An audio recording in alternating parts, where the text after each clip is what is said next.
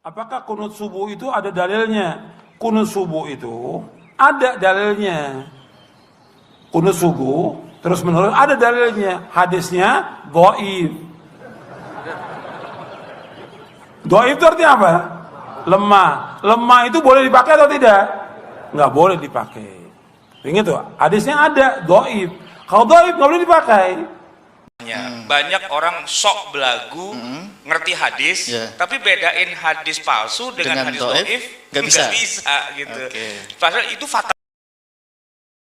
Comment and subscribe. Aku.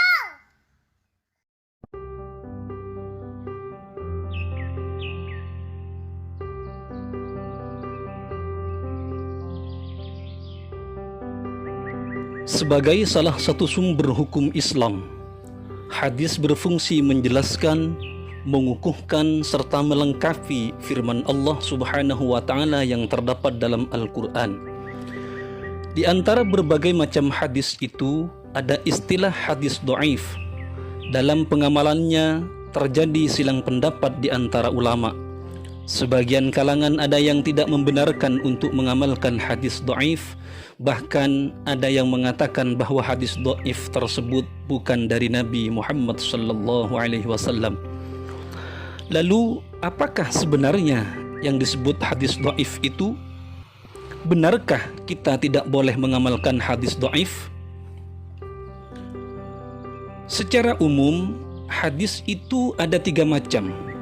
Pertama, hadis sahih, yaitu hadis yang diriwayatkan oleh orang yang adil, punya daya ingatan yang kuat, mempunyai sanad atau mata rantai orang-orang yang meriwayatkan hadis yang bersambung kepada Rasulullah sallallahu alaihi wasallam, tidak memiliki kekurangan serta tidak syadz atau menyalahi aturan umum.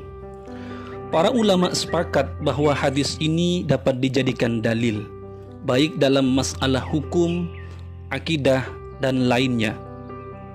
Kedua, hadis hasan, yakni hadis yang tingkatannya berada di bawah hadis sahih, karena para periwayat hadis ini memiliki kualitas yang lebih rendah dari para perawi hadis sahih. Hadis ini dapat dijadikan sebagai dalil sebagaimana hadis sahih.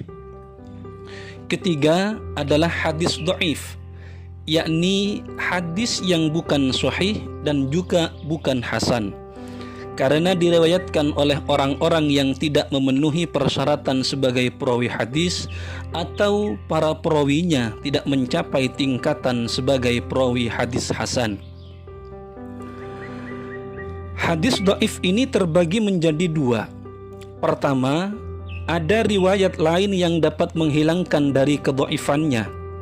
Hadis semacam ini disebut hadis hasan li ghairihi, sehingga dapat diamalkan serta boleh dijadikan sebagai dalil syar'i. Kedua, hadis yang tetap dalam kedhaifannya. Hal ini terjadi karena tidak ada riwayat lain yang menguatkan atau karena perawi hadis yang lain itu termasuk orang yang dicurigai sebagai pendusta, tidak kuat hafalannya, atau fasik. Dalam kategori yang kedua ini, para ulama mengatakan bahwa hadis dhaif hanya diberlakukan dalam fadhailul a'mal. Bahkan ada sebagian ulama yang mengatakan bahwa telah terjadi ijma' di kalangan ulama tentang kebolehan mengamalkan hadis dhaif jika berkaitan dengan fadhailul a'mal ini. Sedangkan dalam masalah hukum, tafsir ayat Al-Quran, serta akidah, maka apa yang termaktub dalam hadis dhaif tersebut tidak dapat dijadikan pedoman, sebagaimana yang disampaikan oleh Sayyid Alawi Al-Maliki dalam kitabnya Majmu' Fatawi wa Rasail sebagai berikut. Ajma' ahlul hadis wa ghairuhum ala anna al-hadits ad-dha'if yu'malu bihi fi fadailil a'mal. Wa mimman qala bidzalik al-Imam Ahmad bin Hanbal wa Ibnul Mubarak والسفياناني والعنبري وغيرهم. فقد نقل عنهم أنهم قالوا إذا روينا في الحلال والحرام شددنا وإذا روينا في الفضائل تسهلنا. Para ulama ahli hadis dan lainnya sepakat bahwa hadis dhaif dapat dijadikan pedoman dalam masalah fadailul a'mal. Di antara ulama yang mengatakannya adalah Imam Ahmad bin Hanbal, Ibnul Mubarak, dan Imam Sufyan Al-Anbari serta ulama lainnya.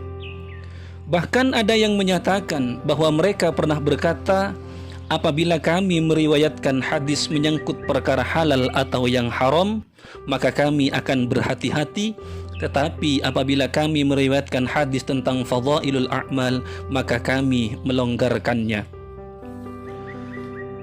Bahkan Imam Ahmad mengatakan, inna dha'ifal hadis yuqaddamu ala ra'yir rijal. Sesungguhnya hadis dhaif itu didahulukan dari pendapat seseorang.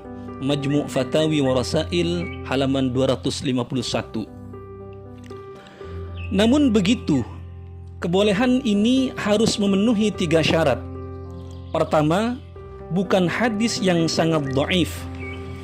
Karena itu tidak boleh mengamalkan hadis yang diriwayatkan oleh orang yang sudah terkenal sebagai pendusta, fasik, orang-orang yang sudah terbiasa berbuat salah dan semacamnya.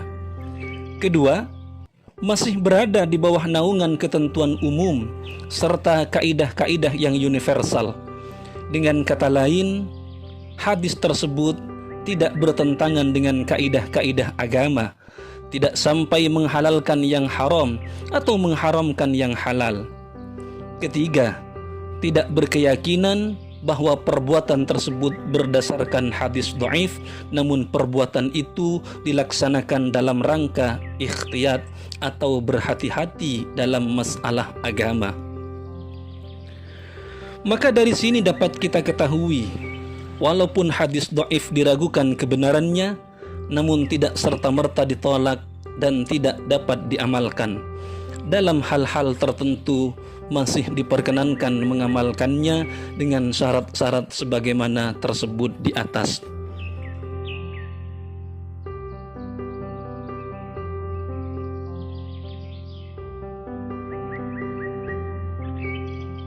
Mungkin di satu cabang dia doif, tapi boleh jadi di cabang yang lain dia sohih, gitu kan? Jadi doif itu macam-macam, Ustaz ya? Doif macam-macam, sehingga nanti bisa juga di sini doif, di sini doif, di sini doif, di sini doif. Banyak nih yang doif, gitu kan?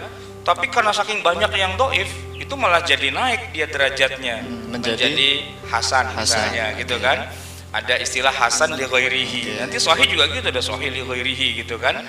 Sehingga doif dan palsu itu jelas bedanya.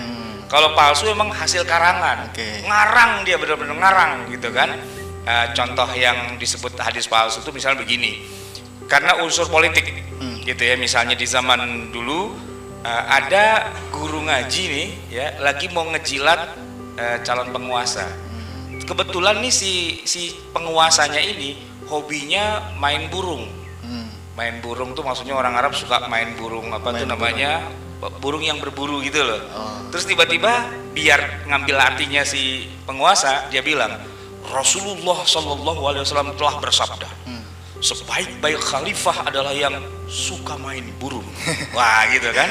Wah, itu girang banget si khalifahnya itu, langsung kasih tweet tuh. Nah, itu hadis palsu, ngarang dia. Nah, itu kan. Sedangkan kalau hadis dhaif itu nggak begitu. Hadis dhaif itu bisa saja satu jalur itu dhaif, tapi di jalur yang lain itu nggak ada masalah. Ini menarik sekali, Ustaz. Selama ini mungkin kebanyakan orang berpandangan hadis dhaif itu kan artinya lemah, dia dibuang saja gitu. Ternyata beda dengan hadis palsu, Ustaz. Justru disitulah masalahnya. Banyak orang sok belagu ngerti hadis, tapi bedain hadis palsu dengan hadis dhaif nggak bisa gitu. Padahal itu fatal banget. Dia berpikir kalau dibilang dhaif berarti palsu. Enggak, palsu, dhaif. Itu dua hal yang satu ngulon, yang satu ngetan, dua hal yang jauh banget gitu. Baina sama iwas sumur gitu ya, seperti antara langit dengan sumur. Demikian yang bisa disampaikan, mudah-mudahan bermanfaat. Jangan lupa dukung terus channel Sang Penakluk dengan cara subscribe, komen, like, dan share. Terima kasih.